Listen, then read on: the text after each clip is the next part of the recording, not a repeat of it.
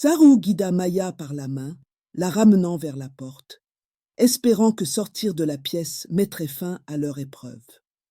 Mais en franchissant à nouveau le seuil, la porte se referma avec un bruit sourd et menaçant, les emprisonnant à l'intérieur. La cécité de Maya et la surdité de Zaru persistaient, leurs sens coupés, les laissant isolés dans leur propre version de l'obscurité. La pièce interdite les avait ensorcelés, son secret bien plus sinistre et puissant qu'ils ne l'avaient jamais imaginé.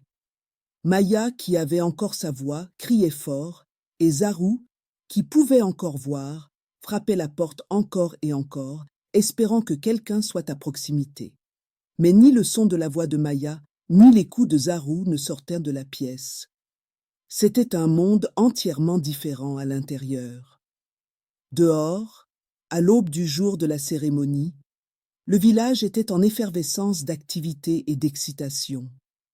Adania, occupée avec les préparatifs finaux, n'avait pas d'abord remarqué l'absence de Maya et Zaru.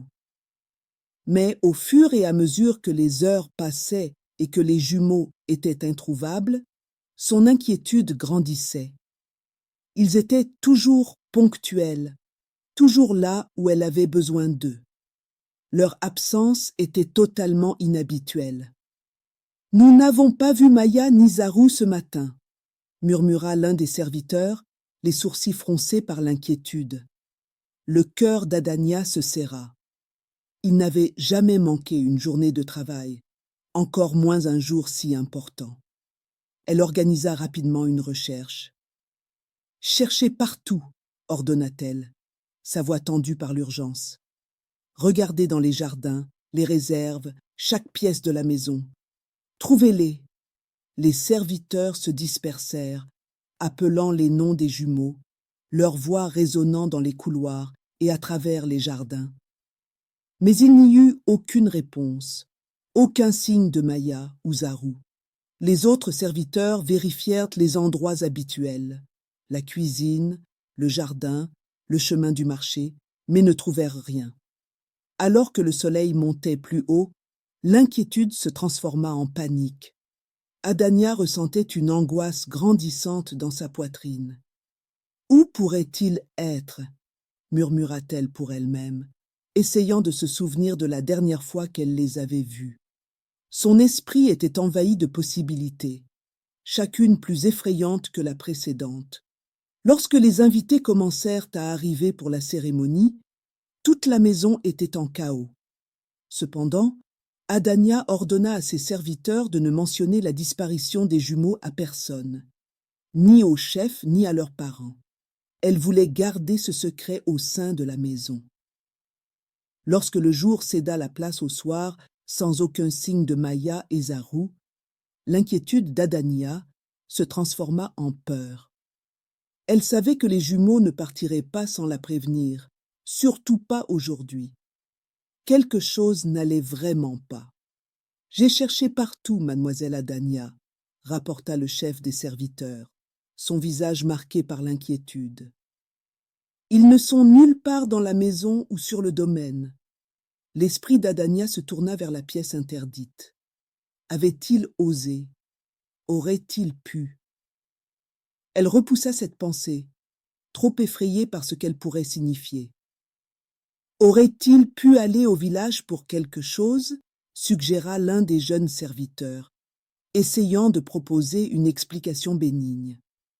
Adania secoua la tête, ressentant un frisson.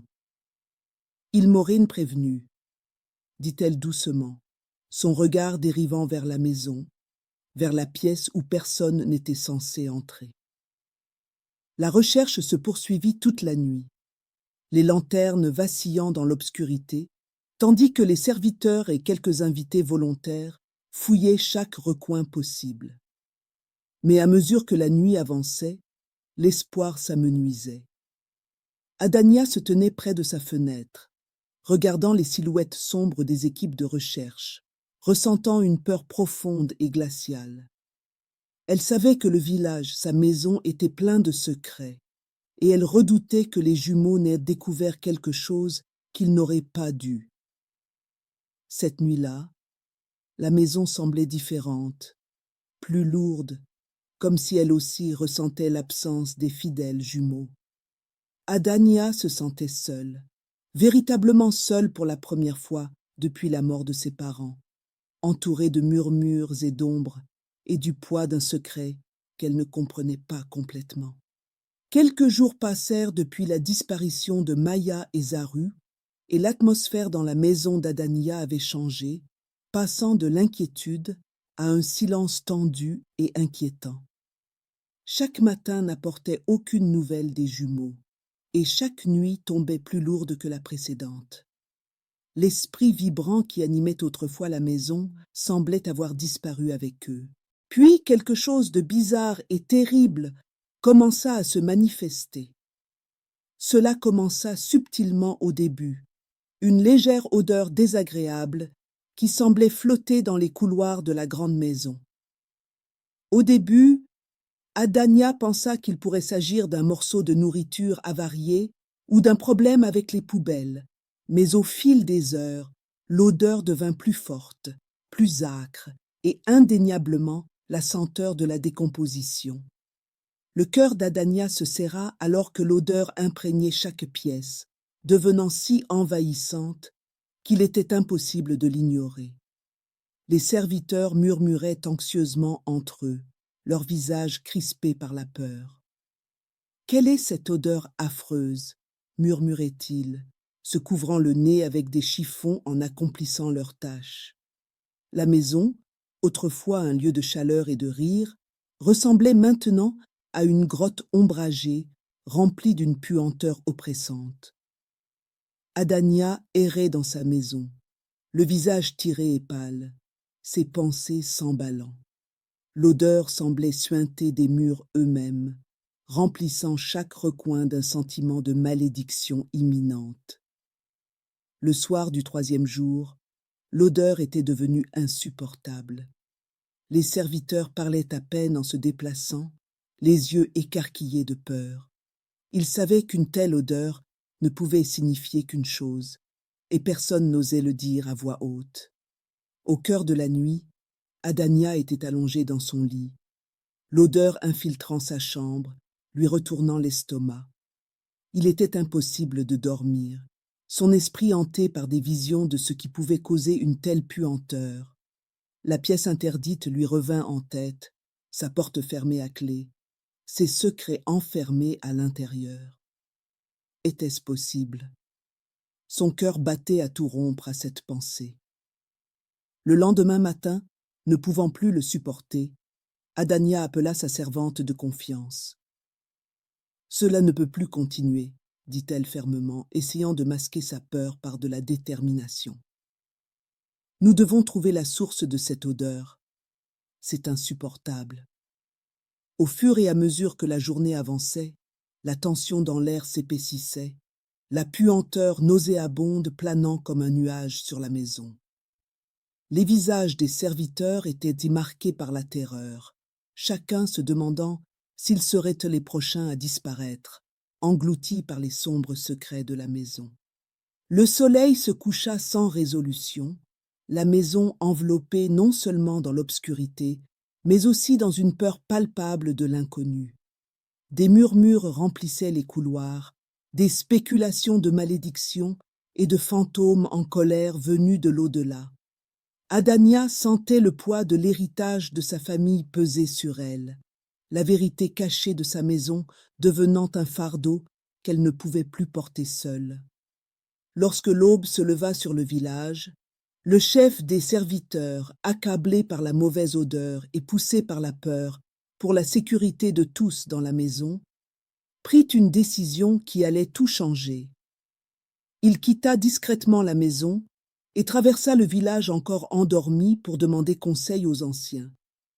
Ce n'était pas une décision qu'il prenait à la légère, car il était connu que faire appel aux anciens signifiait impliquer tout le village dans les affaires de la maison d'Adania, chose qu'Adania avait toujours essayé d'éviter. Les anciens se rassemblèrent dans la hutte de réunion du village, un endroit où se prenaient des décisions importantes et où se réglaient les disputes. le chef des serviteurs, le visage marqué par l'inquiétude, leur parla de la mystérieuse disparition de Maya et Zaru, de l'odeur insupportable et de l'ombre de la peur qui planait sur la maison d'Adania. Les anciens écoutèrent attentivement, leurs expressions graves. Ils connaissaient l'histoire de la maison, les murmures des secrets gardés et le poids des tragédies qui semblaient entourer la famille d'Adania.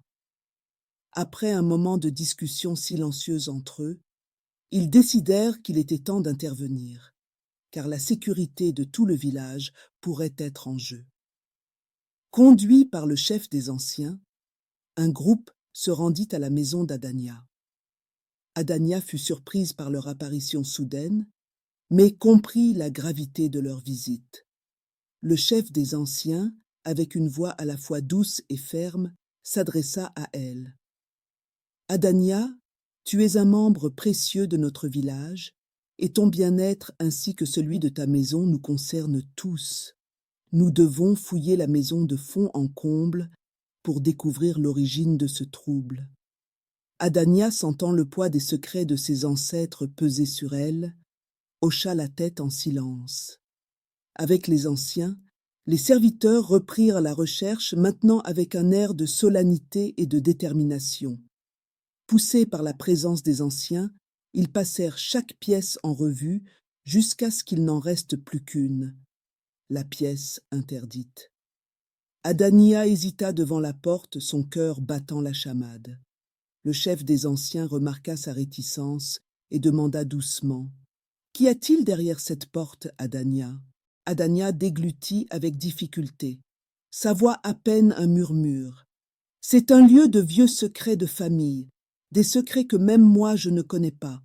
Mes parents ont interdit l'entrée à tous. » Avec un signe de compréhension, mais une détermination résolue, le chef des anciens s'approcha de la porte.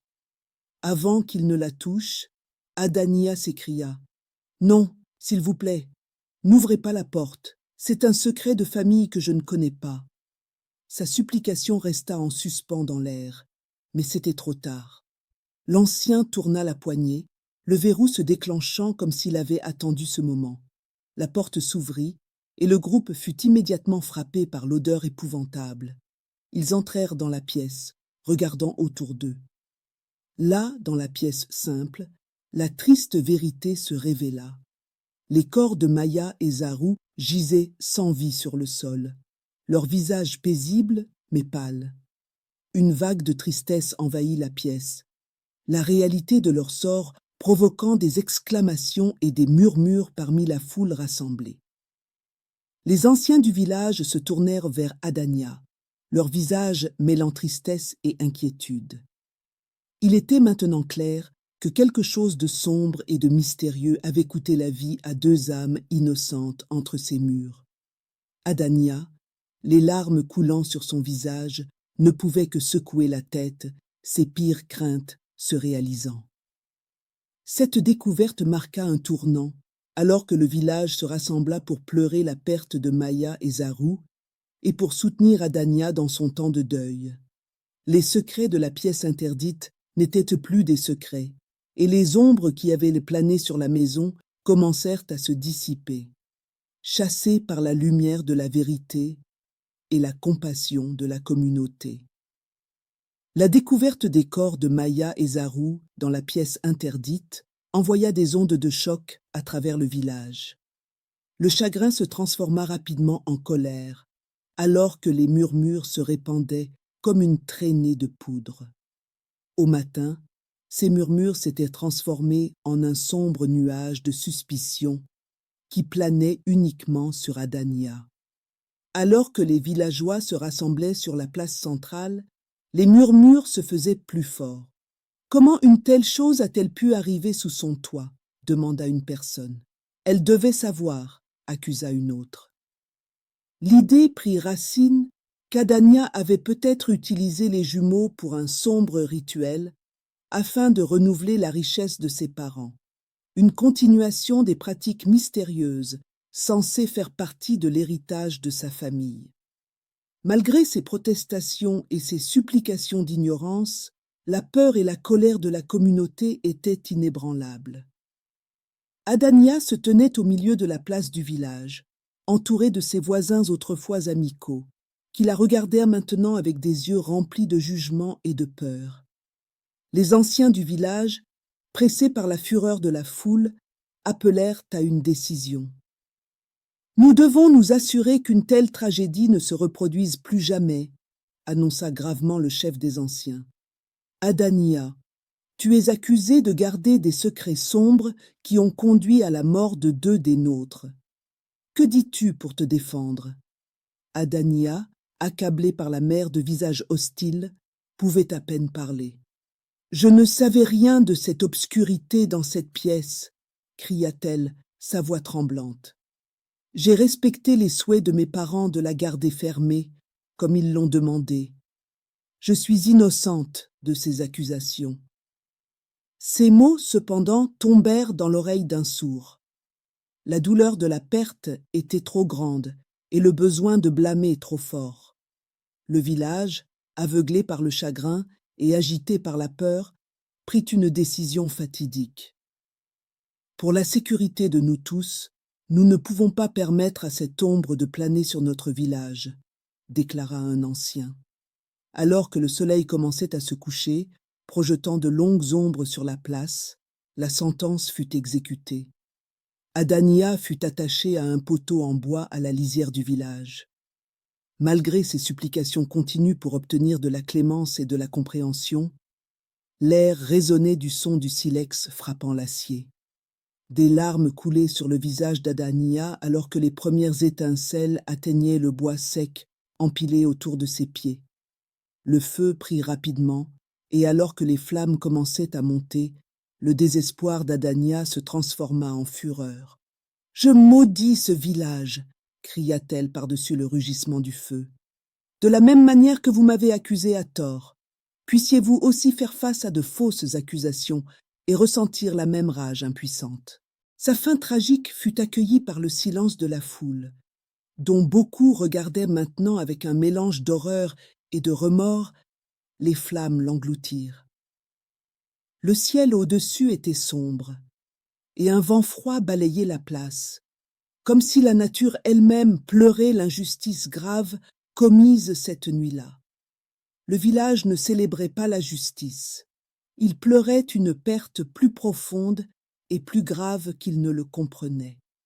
La malédiction d'Adania, qu'elle soit réelle ou née de l'amertume d'une mort injuste, resta dans le cœur de chacun alors qu'ils se dispersaient, chacun emportant un fragment de la tragédie dans leur maison silencieuse.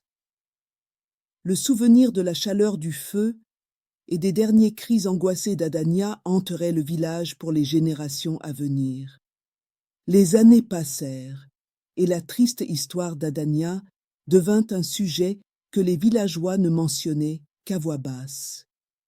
L'endroit où elle avait été vue pour la dernière fois fut laissé à l'abandon, une tache brûlée que personne ne voulait toucher. Le village semblait identique, mais il se sentait différent. Les gens se sentaient mal pour ce qui s'était passé et pensaient souvent aux dernières paroles en colère d'Adania. Puis quelque chose se produisit qui fit se souvenir à tout le monde de la malédiction d'Adania. Un village lointain les accusa d'avoir volé une couronne très ancienne et précieuse. Même si les villageois affirmaient qu'ils ne l'avaient pas fait et qu'il n'y avait aucune preuve réelle, l'accusation persista. Les gens commencèrent à éviter le village et les amis les regardaient étrangement. Les dirigeants du village durent s'expliquer devant un chef puissant qui leur posa des questions difficiles, tout comme il l'avait fait avec Adania. Ils essayèrent très fort de prouver leur innocence, mais personne ne semblait les croire, tout comme personne n'avait cru Adania. Le chef interdit à quiconque d'entrer dans le village pendant 10 ans, ce qui signifiait qu'ils devaient cultiver leur propre nourriture, fabriquer leurs propres vêtements, et ne pourraient pas obtenir de nouvelles choses ni voir le monde extérieur pendant une décennie entière. C'était comme une prison à ciel ouvert pour les villageois. Pendant cette période difficile, les villageois commencèrent à voir à quel point ils avaient été injustes envers Adania. Ils se souvenaient de la façon dont la peur les avait poussés à faire quelque chose de très mal. Ils réalisèrent qu'être trop rapide pour juger quelqu'un pouvait mener à des erreurs terribles. Les villageois plus âgés, maintenant avec des cheveux gris, se réunissaient et parlaient de ce qui s'était passé. Nous ne pouvons pas laisser la peur et la colère décider pour nous, disaient-ils. Nous devons nous souvenir d'Adania et apprendre de nos erreurs. Nous devons chercher la vérité attentivement et traiter tout le monde équitablement. Après de nombreuses années, les vrais voleurs furent attrapés en essayant de vendre la couronne volée, et le village ne fut plus accusé. Tout le monde se sentit soulagé, mais ils pensaient aussi beaucoup à ce qui s'était passé. Ils travaillèrent à réparer leurs amitiés et à s'assurer qu'ils étaient de nouveau considérés comme dignes de confiance. Mais ils furent plus prudents cette fois-ci. Au milieu du village, ils érigèrent une petite pierre pour Adania, recouverte de fleurs sauvages. Il y avait des mots dessus qui disaient « À la mémoire d'Adania », dont l'histoire nous enseigne à être prudents avec la vérité et à ne pas juger trop rapidement. Voici ce que nous pouvons apprendre de cette histoire. Pour les parents, faites attention aux choix que vous faites, surtout ceux qui pourraient affecter vos enfants. Ils pourraient finir par faire face à des conséquences pour des choses qu'ils ne connaissaient même pas ou ne comprenaient pas, tout comme Adania. Pour les travailleurs, si on vous a dit de ne pas faire quelque chose au travail, il y a généralement une bonne raison à cela.